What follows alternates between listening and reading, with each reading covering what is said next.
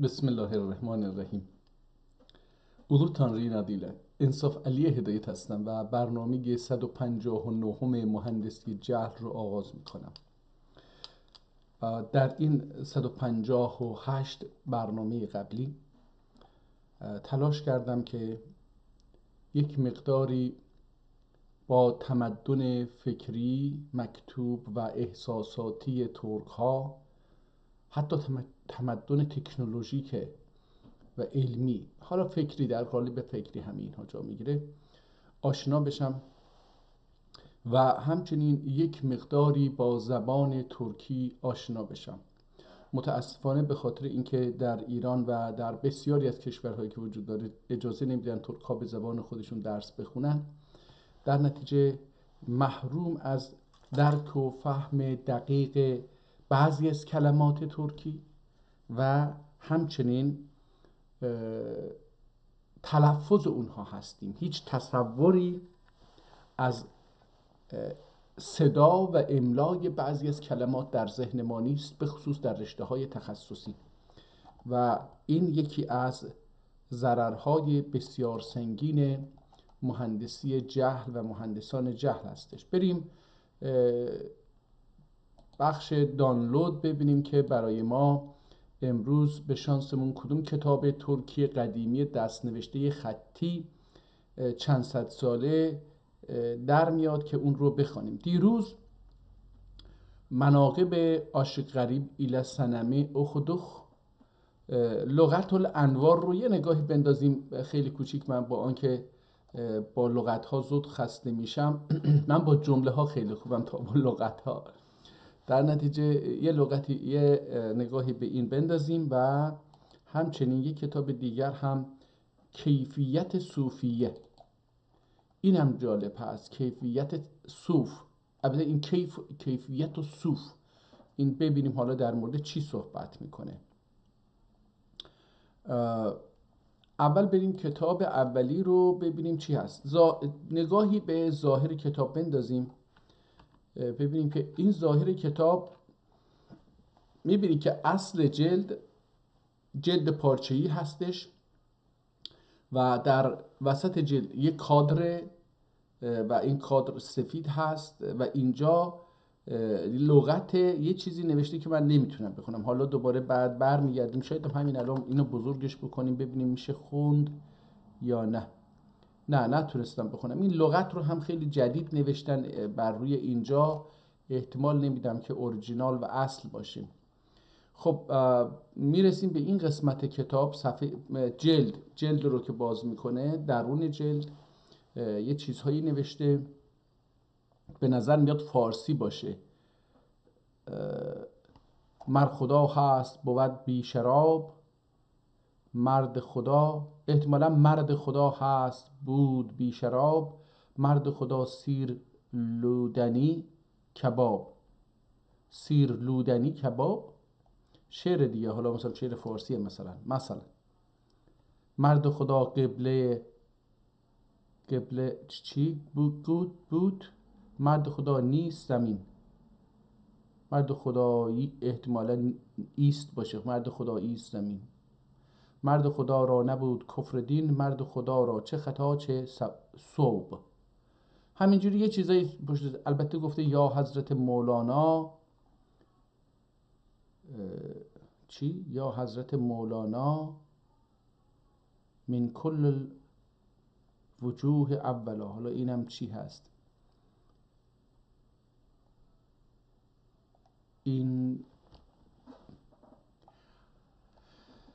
اینجا با خطی که من نمیتونم بخونم دوباره، یعنی خط زیبایی نیست به نظر من از زیبایی. حالا بذارید این رو کوچیک بکنیم بعد برمیگردیم. به سرعت میخوام امروز دو کتاب رو حداقل معرفی بکنم. اینجا با این بعدن احتمالا نوشته شده، جزو خط کتاب به نظر نمیاد باشه. این بالا هم یه چیزهایی در مورد لغت الانوار و جزیرت و مثنوی و شرح کنایات سعد الدین حموی تصوف و لب الالباب. اینجا هم یک کتابی نوشته شده بوده که پاکش کردن، معلومه. اینجا هم یه چیزی احتمالا نوشته شده بوده پاک شده، ولی اصل کتاب اینجاست. یعنی اینها رو بعداً احتمالا به عنوان تحشیه کار کرده باشن. اینجا با متن کتاب روبرو هستیم که با حاشیه کادر یا بگیم ستون ها، اگر به زبان ترکی بگیم حاشیه گفته میشه، لور بالا حاشیه، büyük حاشیه، حالا اینجوری. اینجا با این کادر حاشیه مواجهیم که حاشیه در به رنگ بسیار سیاهی چیز شده. کتاب اسمش از لغت الانوار، کتاب لغت الانوار، اصلا اسم کتاب اینجوریه، کتاب لغت الانوار. در داخل یک کادری دوباره نوشته شده که با گل نقاشی شده با رنگ تقریبا میشه گفتش که سیاه بسیار کم رنگی که به رنگ سبز زیتونی میزنه و در زیر اون داخل کادر با سطرهای به هم نزدیک و کلمه های خیلی ریز صفحه رو پر کرده. صفحه بعدی کادر قرمز میشه و البته بله قرمز میشه و دوباره همون بر روی بعضی از کلمات خط قرمز و برخی هم خط سیاه کشیده و خواسته اینها رو چیز بکنه یه مقدار. این کتاب در 142 صفحه نوشته شده و فکر میکنم اینهایی که بالاشون خط بالای هر کلمه‌ای که خط کشیده شده اون نشون میده که میخواد درباره اون توضیح بده. کادر به رنگ قرمز هست و متن به رنگ سیاه نوشته شده. بعضا هم در حاشیه در مورد مثلا بلواو، بلها، بلباب، بلبائی، حالا اینجا یه چیزهایی هم در رابطه با اونها در رابطه با متن احتمالا نوشته که در این قسمت کتاب، در این قسمت صفحه درباره مثلا فلان کلمه صحبت میشه. فکر میکنم نقش اون رو بازی میکنه، حالا دقیقا اینها رو نمیدونم. لغتنامه هست به هر حال و خیلی هم ریز نوشته شده و ولی با این حال خطش به نظر من خواندنی هست. اینجا یه متنی رو در حاشیه نوشته که از خود متن احتمالاً بیشتر باشه. جالب هستش که در گذشته به خصوص در حوزه علمیه این حاشیه ها رو میخوندن، یعنی حاشیه مهمتر از متن بود برای اینکه یه دیدگاه چی عرض بکنم براتون نقدی تنقیدی رو نمایش میداد. اینجا هم یه چیزی در مورد نکاح نوشته بود. حالا برگردیم. خب رسیدیم به آخر کتاب. من حالا این آخر کتاب رو اینجا یه چیزی نوشته ببینم میتونیم یه تاریخ از این در بیاریم. اویدر نگه نق ابدایندر یومل یوم gündüz. حالا داره چیز میکنه یوم gündüz که gün doğup dolunca gün doğup dolunca olar olan zaman و این ده اهل حالا شرع فجر ثانی طلوعیدن غروب شمسه وارنجه و ولی اولان زمان وارنجه و گنه اولان زمان و مطلع وقت معناسını استعمال olunur. واليوم معرف باللام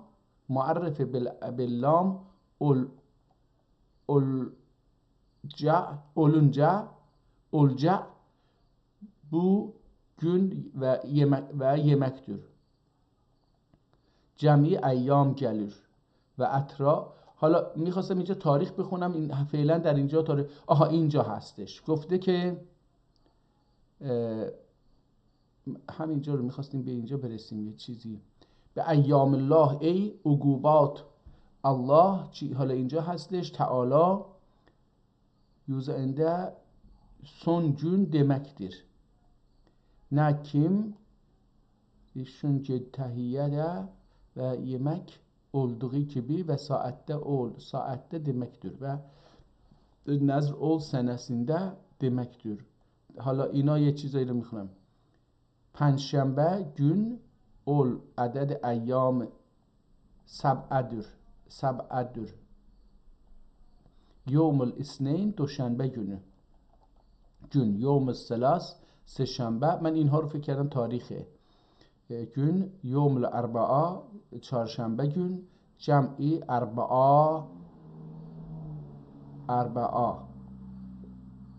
erbavat gelir. Yevmül hamis perşembe gün. Cem'i el akhma.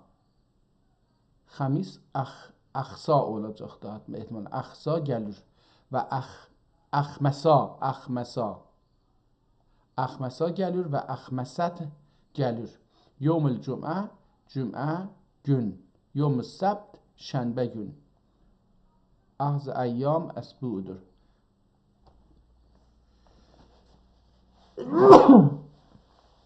اینجا یه تاریخ زده، اگه بتونیم اینو بخونیم 220.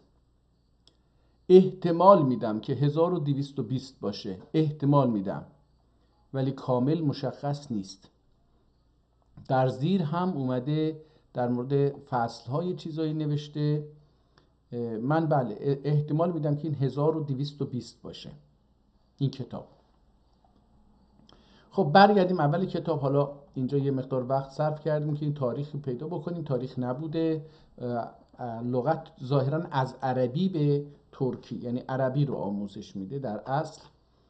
بذارید ببینیم اینجا کتاب اعوذ بالله من الشیطان الرجیم. حالا من رو اینجا دیگه متوجه شدیم، من در اونجا با خوندنش مشکل داشتم، اینجا من رو متوجه شدیم که مثل صاد نوشته شده، صاد، ولی به آخرش انگار که یه هی نامه چسبیده شده، ولی این میدونیم من هستش. اون حالت صاد با یه ه، اون یه هی که به این چسبیده در اصل نقطه هستش.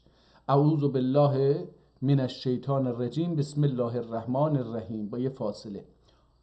الف ب اب، اینو با قرمز نوشته و بالاش خط کشیده. ادقه یه آیه با کلاه هم با یه رنگ سیاه کمرنگ گذاشته و یه حالت نقطه هم روی با گذاشته با این، مثل آب مثلا. اب نوشته، بعد نوشته اب بالفتح و انتفخت این تخفیف و این تخفیف بابا آب، اب میشه بابا. و علر معنا سینه و علر manasına aslında ابو ایده. والد manasına، ببخشید بابا والد manasına aslında ابو ایده، اصلش ابو بوده. اب، کلمه اب اصلش ابو بوده، تخفیف اولونو اون رو تخفیفش کردن، کوچیکش کردن. آخرینه، آخریندکی چی، آخرین چی واو، آخریندکی واو، اون واوی که در آخر ابو بوده، حذف اولوب. حالا این اولوب هم مثل اولش اصلا متوجه نشده بودم که این الف داره، اونقدر الفش ریزه مثل یک نقطه هست.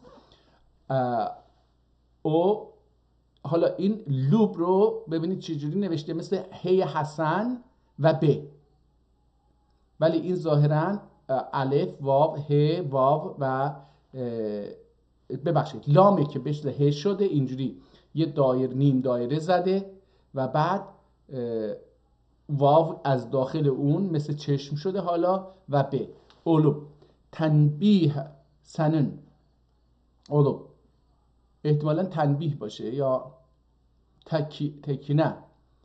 سن حالت رفعنده، حالت رفع او ادبی، از نظر ادبی داره توضیح میده که حالا در مورد رفع او یعنی مبتدا باشه فلان باشه اینجوری میگه، خبر باشه و اینها. سنن حالت رفعینده تکنه سنن حالت رفعینده ابوان و نسبینده. حالا اینجا دیگه یواش یواش من ذهنم با عربی آشنا هست، یه مقدار بیشتری نسبت به ترکی که خیلی بیشتره، برای اینکه آموزش دیدم در عربی 2 سالی حداقل، عربی قدیمی. نسبینده و جرینده ابو یا فکر میکنم باید باشه، یا ابو یا و وریلر جمع ابا گلور، جمعش هم ابا میشه. حالا اینجا که گودلک ایا ابراهیم و اسماعیل و آباء ابراهیم و اسماعیل و اسحاق. اب به تشدید، ابا به تشدید. atlu bir مرغی معناسی نداره. اتلو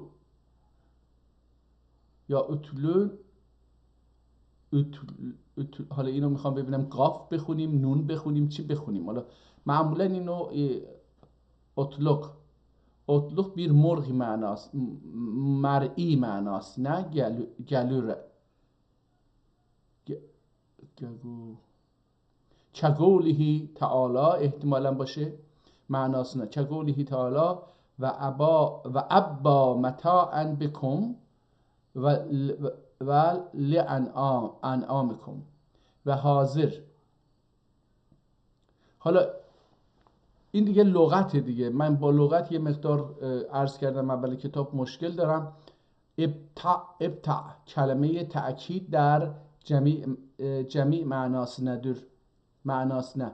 یقالو جاءنی القوم ابتمو یا ای اجمعون ابتغاء. حالا اینا این لغت دیگه ظاهرا عربی رو به ترکی داره ترجمه میکنه. بعد این حالا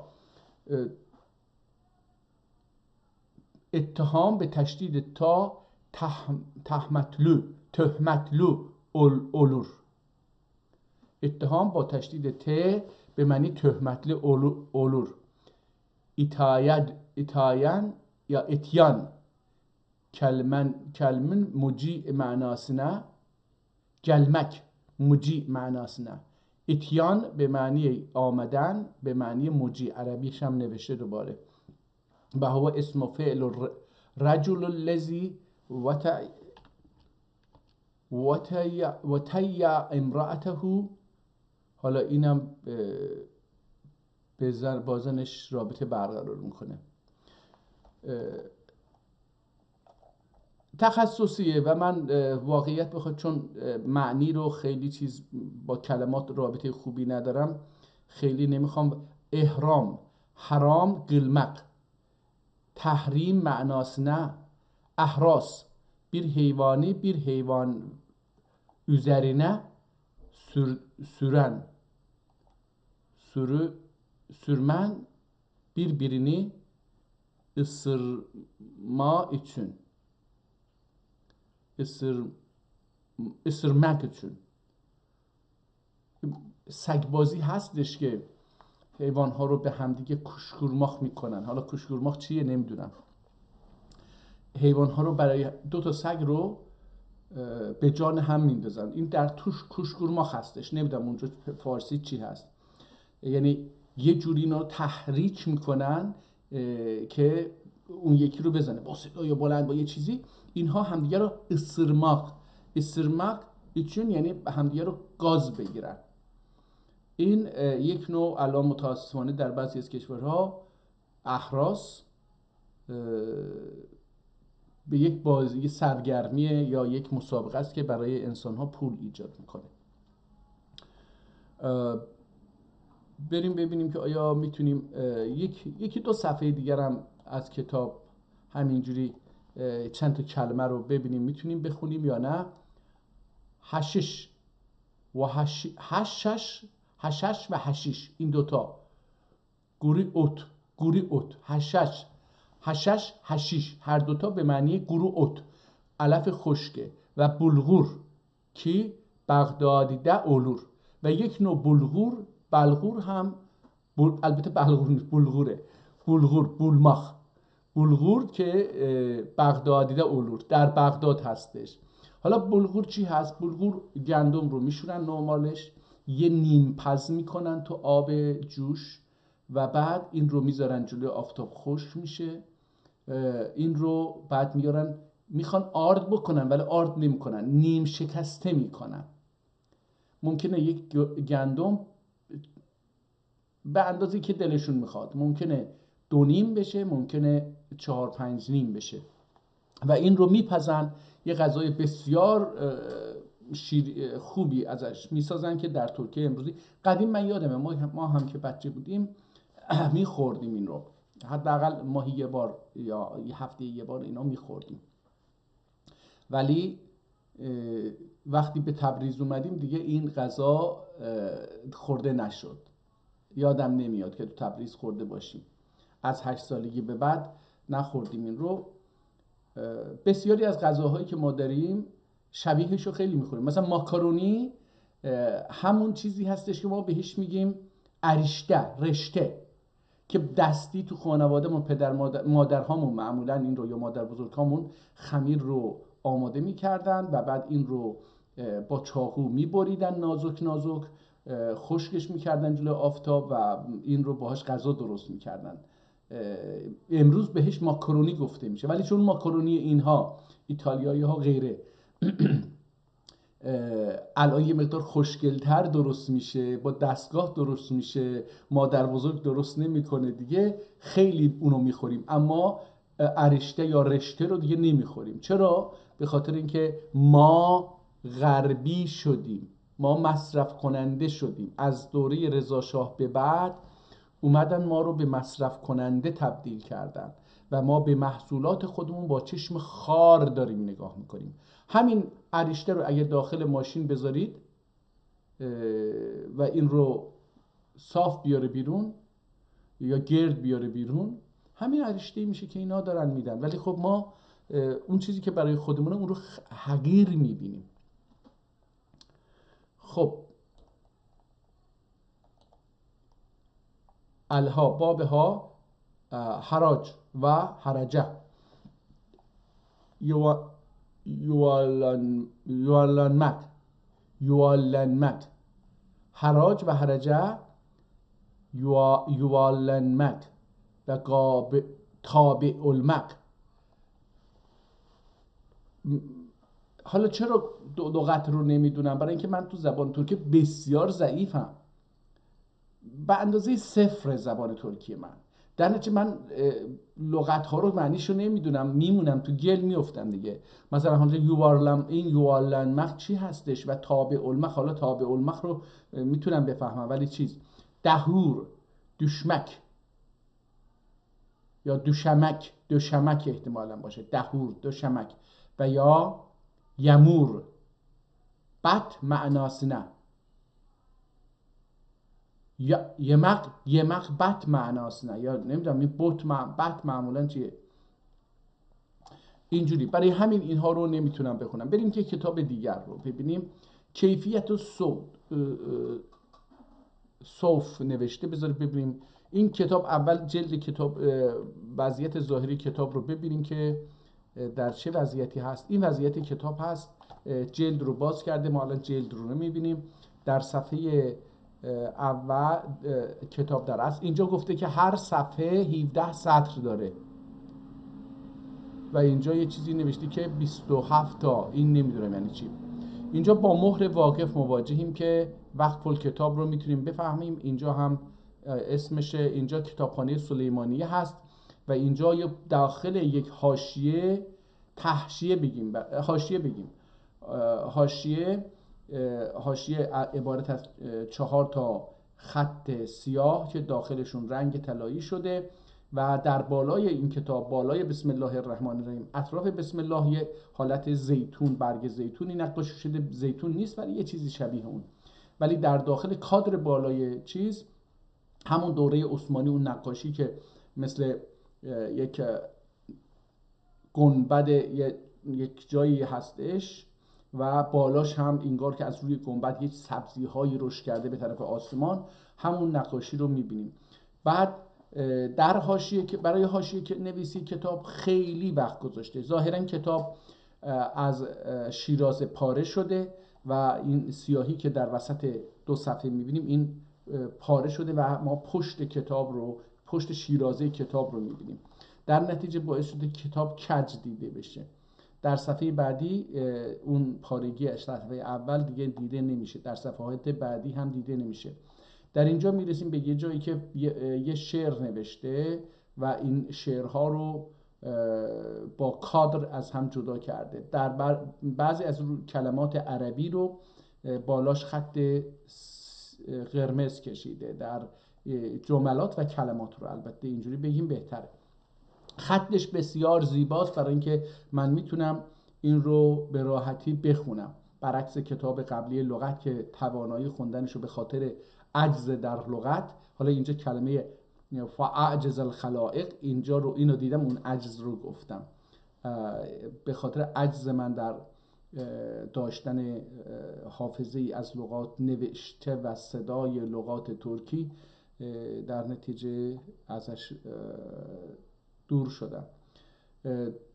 کتاب اینجا به خط زیبایی نوشته شده، نعت شریف، اینجا هم یک نعتی یعنی وصفی در مورد حضرت رسول نوشته، احتمالاً ادامه داره این کتاب. حالا برمیگردیم اینها رو میخونیم. این کتاب در 54 صفحه که در 27 صفحه PDF نوشته شده، دیده میشه، نوشته شده. با رنگ قرمز کلماتی رو به عنوان انتهای کلمه یا ابتدای فصل نبگیم، پاراگراف اینجوری آورده، ولی در بعضی جاها میبینیم که این برای تأکید نوشته شده. همینجوری که دارم نگاه میکنم این احساس به من دست میده که اینجا برای تأکیده. اینجا میبینیم که شیرازه کتاب، اون نخی که دوخته شده بوده چیز شده، پاره شده، پاره شده. حالا قرلپ یا نه، اینجا کتاب تمام میشه و من تلاش میکنم اینجا ببینم آیا یک تاریخی میتونیم پیدا بکنیم برای کتاب. یسلون علی النبی یا ایها الذین آمنوا صلوا علیه و سلموا تسلیما، آیت کریمسی زم ادب صلات کمالیه‌ای 3 kere قرائت ایله ختم ادرler و اول صلات budur. حالا این رو میگه یه دعایی هستش دیگه، اللهم صل و سلم و بارک علی سیدنا محمد و علی آله عدد کمال الله و کما یلیق و به کماله. اینجا جمله تمام میشه، ولی چون از انتهای خط سطر یه مقدار خالی میمونه، یه حالت اونجا گذاشته نوشته و تلاش کرد که اون سطر رو تکمیل بکنه تا زیبا دیده بشه. آنجا ikinci de ala seyyidina yerine ala as'adena derler ve üçüncü de ala nurul huda derler. قلم اینجا رسید. حالا اینجا یه مقدار فارسی شد. و سر به محبره ختام کشید. این محبره چی هستش نمیدونم. و سر به یا اجبره هم مجبره نه به محبره ختام کشید. قال مولانا المؤلف ادام الله بقاءه.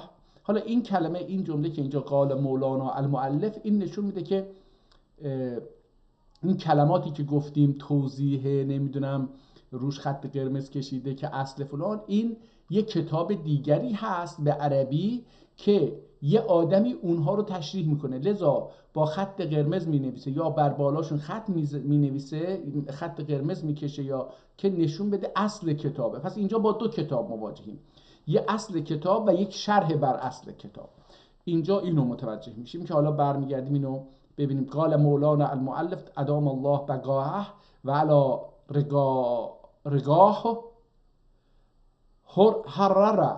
حرره الفقیر عبدالله الفردی. میگه من نوشتم این رو، چی هستش؟ فقیر عبدالله فرری یا فردی، احتمالاً فردی باشه.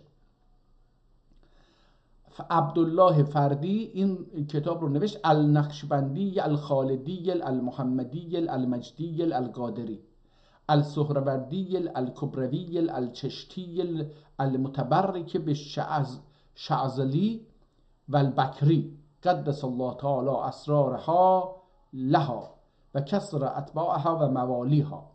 حالا این کسی که این کتاب رو قال مولانا، اون مولانا که گفت، کسی که اصل کتاب رو نوشته، نه این شرح رو، اسمش هستش عبدالله فردی که اهل نقشبندی هست، با این اسم شناخته میشه. الخالدی المحمدی المجدی القادری السهروردی الکبروی الچشتی المتبرک بالشعزلی و البکری. این اسم اون آدمه. حالا احتمالا این سلسله پدرهاشو داره میشماره، دیگه تاریخی نداره. و سلام علی من اتبع الهدی، تاریخی در اینجا ذکر نشده تا بدونیم این کتاب در چه تاریخی نوشته شده. برگردیم بریم سر این کتاب. این کتاب برای خودش یگانه هست، برای اینکه یه خط بسیار جالبی نوشته شده که من میتونم باهاش ارتباط برقرار بکنم و به راحتی بخوانم. بسم الله الرحمن الرحیم. اگود لالی، حالا اینجا این کلمه دلالی، حمد و ثنا تعلیقی جه.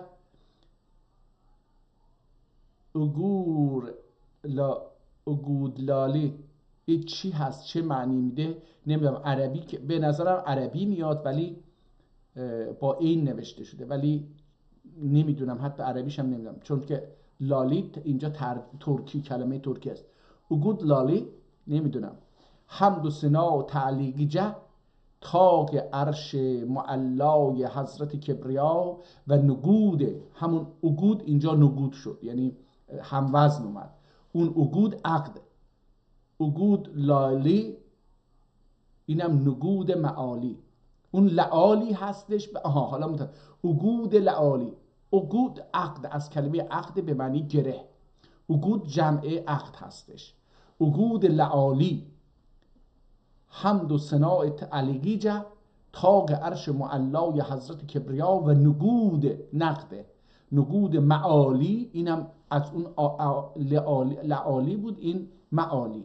صلوات و تحیات آویزه قیه گبه، تعویزه گبه صدر صفا و مشاهد آل عبا و اصحاب اصفیا. گندلغی، از قندلغی یعنی از خودش، قندلغی یعنی کندسی. وراسنده معلوم ارباب دانش و درایت و مشاهد اصحاب کشف و ولایت. اولدغی üzere اول مفخر انبیاء اکرام üzere صلوات و سلام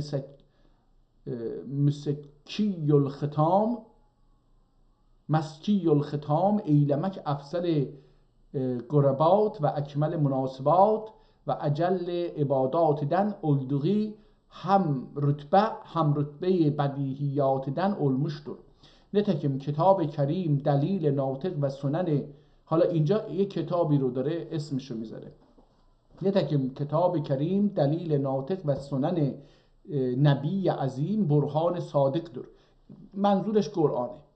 کتاب کریم دلیل ناطق، این دلیلی که دلیل یعنی راه برنده، راه رو، یا علامتی که شما رو میفرسته در مسیری. مثلا در اتوبان دارید رانندگی میکنید، علامت میگه که مثلا اینجا رو، مثلا اینجا باید به چپ یا به راست بچرخید، یا جاده پیچ داره مثلا. این دلیله یا اون علامت.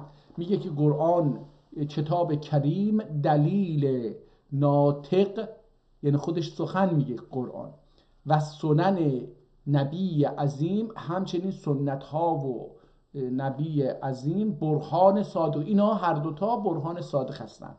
قال الله تعالی Ya eyyuhellezine amenu sallu aleyhi ve sallumu teslima, yani ey müminler sizler ol Nebi Kerim ve Resul Rauf Rahim üzerine tazimat layıkı ve tekrimat faige ile tazim ve tekrim edin ve selamet darin adiyesiyle selamet darin adiyesiyle çok dua edin. Safhه بعد و یا خود اوامرنا امتصال و نواهیسیندن اجتناب کمال تسلیمیت و انقیاد üzere olun ve dahi ümmet ve ashab ve acelli ahbab ol Resul Ali Cenab Hazretlerinden istifsar buyurup keyfe نصلی علیک یا رسول الله. حالا میگه یارانش پرسیدن که ما چطوری به تو سلام بفرستیم، نصلی بکنیم برای تو. استفسار یعنی خواستار تفسیر شدن، شرح شدن. کیف نصلی علیک یا رسول الله دیگه سوال buyurduklarında yani ey Resul Xudai Teala senin üzerine nece salavat edelim buyurduklarında خطاب نبی مستطاب و جواب رسول ذی کتاب şöyle وارد oldu ki حالا اینجوری داد حضرت رسول جواب قولوا اللهم صل علی محمد، یعنی siz deyin ey benim Allah'ım Hazreti Muhammed aleyhisselam üzerine mezid ta'zim ve kemal tekrim inzal ve irade ile. Bundan sonra yine buyurdular ki اذا صلیتم علی فعمو. حالا این فعمو یعنی چی میشه؟ یعنی sizler benim üzerime salat eylediniz vaktide salati al ve ashabım üzerine dahi ta'mim edin. آها حالا در تفسیر کرده. نگاه کنید اینجا گفته که خود پیغمبر این حدیثی که داره ازش نقل میکنه گفته که اذا صلیتم علیه فعمو و عمومیش بکنید.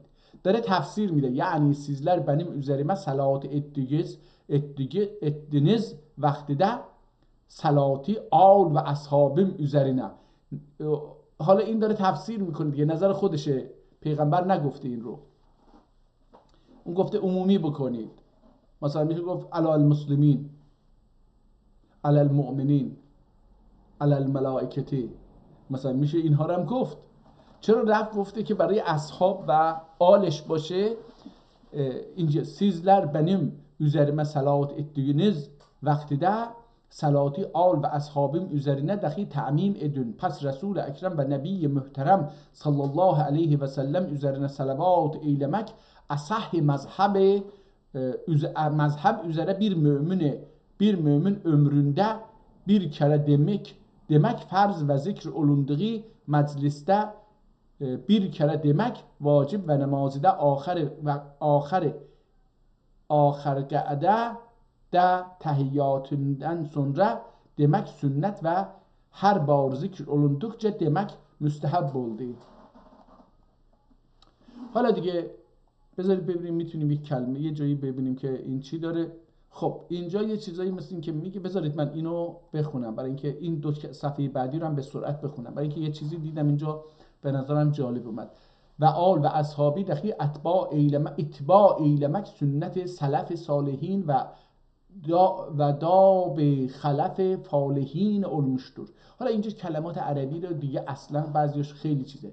و دخی علمای عاملین و مشایخ کاملین نجلر صیغه مذکوره مرویه کلمات فائقه و معانی رائقه زمینمسیل اذکار لطیفه و ادعیه شریفلر الهاgiyle nece siyaq صلوات جمع etmişlerdir. حالا میگه که پیغمبر یه چیزی گفته، بعضی انسان ها اومدن براش یه چیزهای دیگری چسبوندن و لطیف و ایناش کردن. آنونلا استجلاب حقایق و استکشاف دقایق ادرلر. میگه با این چیزها استجلاب جواب خواستن، دعا میکنن، حالا تلاش میکنن که گدایی میکنن و البته بقیهش میگه و میخوان که حقایق به روشون باز بشه. دقایق derler. زیرا her kimseneye bir növ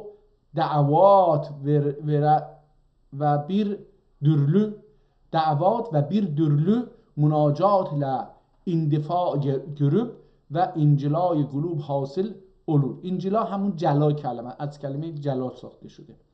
نتکیم دلائل الخیرات و سایر جوامع صلوات مشهوره و مشهوره در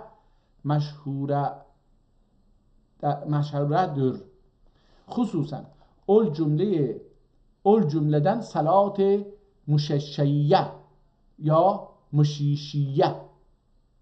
مشیشیه احتمالا از همون حشیش بود ها، البته حشیش نیست ولی یه چیز شبیه اونه، نمیدونم چی است.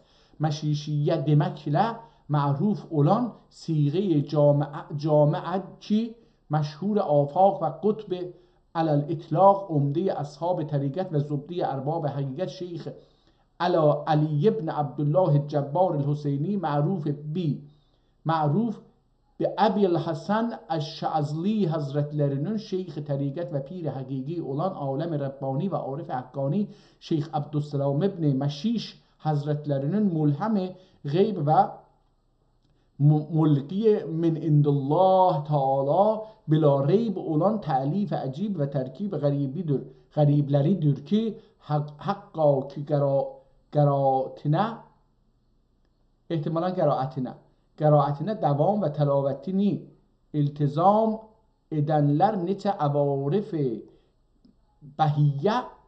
حالا اینجا اسم دو تا از بزرگان یک قطب چیز رو آورد، اسمشون رو، و معارف الهیه و اسرار نبویه و انوار سنیه واصل و آشنا olmuşlardır. Ancak nefais جلیله مبانیسی هر کسه حل و عرائس. حالا این چی هستش نمیدونم، این عرائس چی میشه؟ حل و عرائس جمیله معانیسی هر عالمه منحل علما مغله رفع استار و کشف اسرار محتاج المقیم قرائتنا مداوم و تلاوتنا ملازم اولندره خدمت و درگاه کرامت پناه نبویه مناسبت و اولیاء کرام خانوادسنا انتصاب قصد اول صلات جامعی ترکی لسانی لشرح و بیان قصد olunmuştur. حالا یک کتابی اون آقایان بزرگ، اون مشایخ نوشته بودند در مورد صلوات. حالا ایشون میخواد این به زبان ترکی اون رو تشریح بکنه، توضیح بده. چه کسایی بود؟ یکیش بود و زبده ارباب حقیقت شیخ علی ابن عبدالجبار الحسنی معروف به ابوالحسن الشاذلی. حالا این یک چیز داشت، حضرتون شیخ طریقت. حالا این هم یک شیخی داشته که اون هم اسمش بوده شیخ عبدالسلام ابن مشیش. اون هم این بوده که این مشیش یک دعایی نوشته، یه صلواتی رو ترکیب کرده که میگه درکش برای انسان‌ها، برای حتی تحصیل کردگان اینا در رشته عرفان بگیم، برای عرفا خیلی ساده نیست. من این رو به ترکی توضیح میدم. میگه جامعی ترکی لسانیله شرح و بیان قصد olunmuştur. کشف کلمات و تفسیر معانیسی ضمننده ایجاب ادن اصلاحات قصر له الالفاظ. قصر ما کلمه قصر میگیم، قصر یعنی نازا، نمیزاد، ادامه نداره، یعنی نسلش نمیاد. قصر اینه یعنی هنوز نزاده، به سنی نرسیده که بزاد.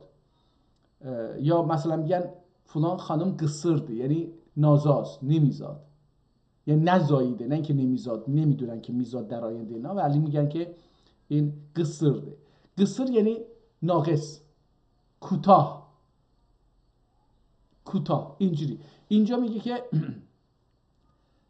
شرح بیان قصد olunmuştur. کشف کلمات و تفسیر معانیسی ضمننده ایجاب بدن اصلاحات قصرله یعنی با کوتاهی، با اختصار، بازم عربی.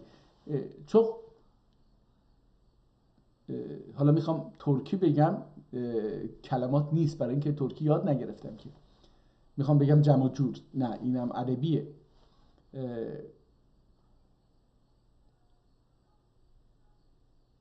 خلاصه هم عربیه، چی بگیم براش؟ چی بالاجا، نمیدونم چی باید بگیم. اصلاح قصر الفاظ سهله و کلمات یسره ایله یسیره ایله حل مشکلات و نشر معضلات قılınmıştır. میگه حالا با کلمات ساده و اینها میخوایم اون اصطلاحات پیچیده اون دراویش رو، اون عالمان رو چیز بکنیم. فبالله توفیق، از الله توفیق میخوایم و بیدهی عظمت التحقیق. بسم الله الرحمن الرحیم. اون کتاب رو حالا اینجا شروع شد. اللهم صل علی من منه انشقت الاسرار. اللهم، حالا من فقط یک صفحه دیگه از این کتاب رو میخونم و میرم آخر احتمالاً. حالا میگه اللهم معنیش چی هست؟ میگه اللهم یا الله دمکدر، آخردکی میمی که در آخر اللهم هستش، اون می آخر، اولدکی بادن عوض olunmuştur. اون اولش که یه با بوده به خاطر اون میم اومده. حالا این نمیفهمید شما و من، برای اینکه مثلا اون بالله بوده، این ب رو برداشته، حالت قسم داشته، ب رو برداشته آورده آخرش میم گذاشته گفته اللهم. یا الله demektir. آخردکی میم، اولدکی بادن عوض olunmuştur. و سله، اون سله که نوشته اون چی هستش؟ و سله امر حاضر صیغه سی üzere تسلیدن دعا دور. از کلمه تسلیه به معنی دعا هستش. صلوات ایله معناسنه و صلوات اصلیده. حالا صلوات معناسنه، صلوات ایله، ببخشید صلوات ایله، صلوات بفرست، به این معنی هست. و صلات، کلمه صلات اصلیده دعا معناسنه دور، به معنی دعا هستش. مظاهر و موارد اعتباری ایله تنوع در. میگه به خاطر حالا در جمله چه شکلی باشه و اینها موارد و مظاهر اعتباری ایله تنوع در، تنوعش خیلی زیاد میشه. مثلا الله تعالی'dan رحمت و mülküden استغفار و müminden دعا معناسنه olur. اگر بخواد از طرف الله یه چیزی بخواد برای استغفار و اینها بخواد، میگه این به معنی دعا هستش. و الله تعالی رسول اکرم üzerine صلوات حاصلی زیاده تعظیم و مزید اکرام معناسیدر. حالا میگه اگه از طرف خدا برای رسول باشه به معنی اکرام بیشتره، تکریمه، احترام بیشتره. و علا حرف جر در، و علا اون در حالا اونجا یه علا، حرف علا گفت این حرف جره. حالا میگه عربیه دیگه، اینا دیگه ازش رد بشین دیگه، من نمیخوام این تو این چیزا، من میدونم یعنی چی، البته خوندم این چیز رو. بریم یه صفحه 5 که اصلا الان هست، بریم صفحه 10 پی دی اف، یه صفحه از اینجا که اشعارم داره اینو بخونیم. میگه که و یقال، حالا اینجا چی ببینیم؟ منگه اسم فاعل مفرد مؤنث در. منگه اسم فاعل مؤنث مفرد مؤنث در. افعال بابونان. و یقال شیء انیق ای حسن و معجب و الیناق. محسن و معجب اتمک معناسنه olur. معنای فقره عالم ارواحنه، زینت و ترابات و پاکی و نظافت ده و رائی و ناظری تفریح و تفریح ایلمک ده ریاض قدس و حنات انسه مشابه و مماثل در. Resul-i Ekrem ve Nebi Muhterem sallallahu aleyhi ve sellem hazretlerinin cemal ve beha ve husn پر سفالری شکوفلری ل مبتهجه و منبهجه و ناظره و متزینه در. نعت شریف. این شعر رو میخواستم در اصل بخونم که رفتم اونجا. بذارید ببینیم چی نوشته. شعر رو چون در داخل همین کادر نوشته یه مقداری تو دل هم چپونده. بذارید ببینیم میتونیم بخونیم این رو. امیدوارم که بتونیم. جمالون کلری جلری جمالون جلری جانا صفا در یا رسول الله. جمالون جلری جانا صفا در یا رسول الله. لسانون بلبلی نطق و وفا در یا رسول الله. تجلی ایلدون هر bir مراتب ده ظهوراته. سنن münevver güle zulmetler ziyadır ya Resulallah. Senin münevverinle, ya اینجا منور نیست، نور باید باشه. تجلی ایلدون هر bir مراتبde zuhurata. Senin nurinle zulmetler ziyadır ya Resulallah. Gözüm açsam seni görsem cemalünle sefa sürsem. Gönülden gayri ki seversem becadır ey Resulallah ya Resulallah. Felekler dönmede daim melekler raks eder gaim. Felekler dönmede daim melekler raks eder gaim. Biz olmak gafil o naim hatadır ya Resulallah. Nebi guryar bu sevdaden yalan dünya gavgaden. Nebi guryar bu sevdaden yalan dünyada gavgaden. Sana aşık bu dava üzre hadur ya Resulallah. Ve hayat-ı ceberut به فیض انوار متدفقه و حیاز کسر. حالا دیگه اینجا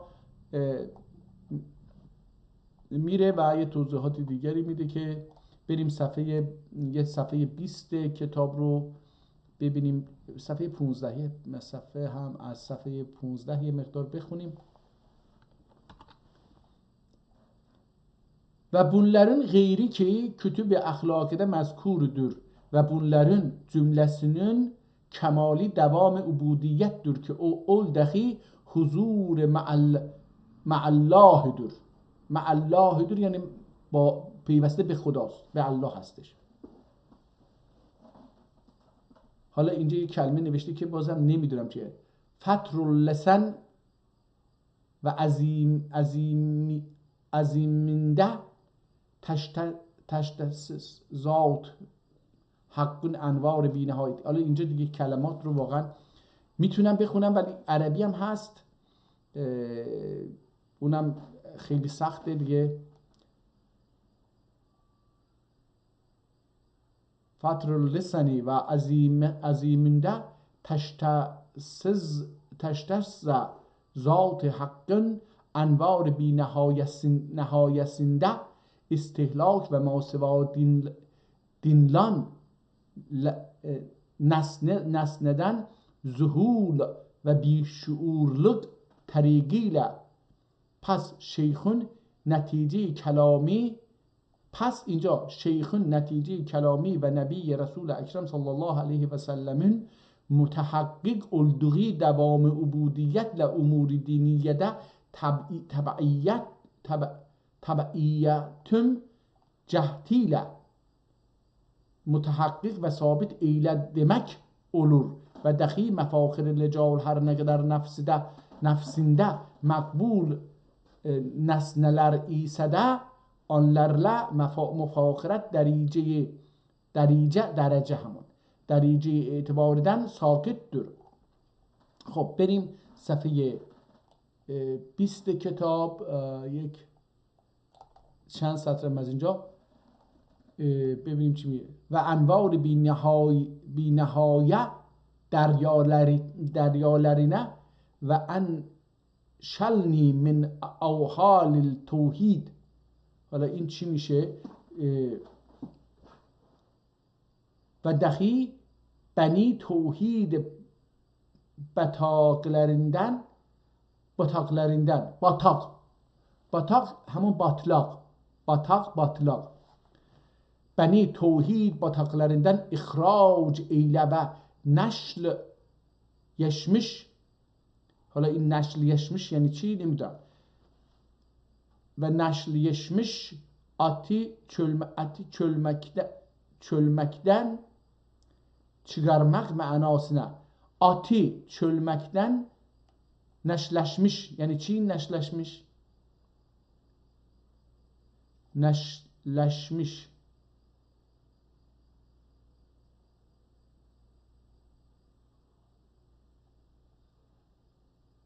Neşleşmiş ati çölmekten çıkarmak manasınadır ve evhal ve vahalun cem'idir. Evhal vahlun cem'idir.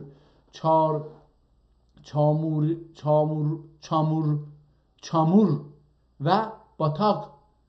çamur گل و batak گفتیم که باطلاق یعنی جایی که باطلاق هستش batak manasına ve tevhid meşayih kibar indiler nezdlerinde, yanlarında, onların gözünde, yüreğinde, indilerinde üçtür. Tevhid ef'al ve tevhid sıfat ve tevhid zat. Ama tevhid ef'al oldur ki mazahir mümkünatiden sadir olan ef'aliyin fail hakikiden bilir. Ve bildiği gibi müşahede eyleye ve tevhid sıfat oldur ki mecali mümkünatida müstear olan sıfat hakkiden hakkın aks ve pertovi bilip öylece müşahede eyleye ve tevhid zat oldur ki vücud mecazi mümkünati vahm ve khiyal ve vücud hakiki vacibün kus ve zelali olarak آنون انوار بی‌نهایتی اشعاسinde محو مستهلک و متلاشی و زائل مشاهده ایلیه و توحید افعال. دیگه حالا بریم اینجا توحید رو به سه قسم تقسیم میکنه که توضیحاتی رو میده. بریم صفحه آخر رو ببینیم که آیا میتونیم در اینجا یه چیزی در رابطه با کتاب در بیاریم. من این دو صفحه آخر رو به سرعت میخونم ببینم که آیا میتونیم یک تاریخی از این کتاب در بیاریم که کی نوشته و سیر سلوکی موجبدür و bunun آثار و لوازمینی قبول اختیاریdir. پس bu قبول اختیاری bir انقیاد و تذللdir که به حسب الاختیار حاصل olur که عبادت اختیاریdir و آیت شریفه. حالا میگه عبادت اختیاریdir و آیت شریفی و ما خلقت الجن و الانس الا لیعبدون. حالا اینجا این چی میگه؟ میگه در ایران اینجوری به تفسیر کردن که ما انسان رو و جن رو خلق نکردیم الا برای اینکه عبادت بکنن. انگار که خداوند اینها ماشینیه که درست کردن که برای خداوند عبادت بکنن. حالا این چی میگه؟ میگه که عبادت اختیاریه، اجباری نیست، ولی میگه بونا ناظر دور، یعنی اون به حرفی که گفتیم اختیاریه. و عبادتون مشروعیتinde sır oldur ki ihtiyar istirare muvafık ve zahir batine mutabık olup cehl amele ve inkar irfane mübeddel ola. Cehl amele ve inkar irfane mübeddel ola. Pes Rabbena atina min ledunke rahme ve habbi lena min emrina rüşden. آیت شریفesindeki rahmet مطلوبeden مراد رحمت خاصه مذکوره‌دür و رشد مدعوودن مرام اول رحمت خاصنın آثار و لوازمini بالاختیار قبوله اقدار و تمکینیdir ki اول عین ثواب و سداد و استقامتdir و الله تعالی اعلم به مراد شریف و bu مقامده صیغه صلات تمام اولدی. حالا کتاب تموم شد میگه و مشایخ قارئین قدس الله تعالی اسرارهم. این صوف که نوشته بود به نظرم درست نیست، این باید می نوشت صلات، برای اینکه میخواد در اینجا در کلا اصلا صلوات صحبت بکنه که صلوات چی است. تمام اولدی و مشایخ قارئین قدس الله تعالی اسرارهم bunun üzerine ان الله و ملائکته یصلون علی النبی یا ایها الذین آمنو صلوا علیه و سلموا تسلیما آیت کریمسی سن ادب زم ادب صلات کمالیهی و چکری قرائت ایله ختم ادرلر و اول صلات بودور. حالا این سفر رو دیگه خونده بودیم ولی بخونیم دیگه. صلات بودور.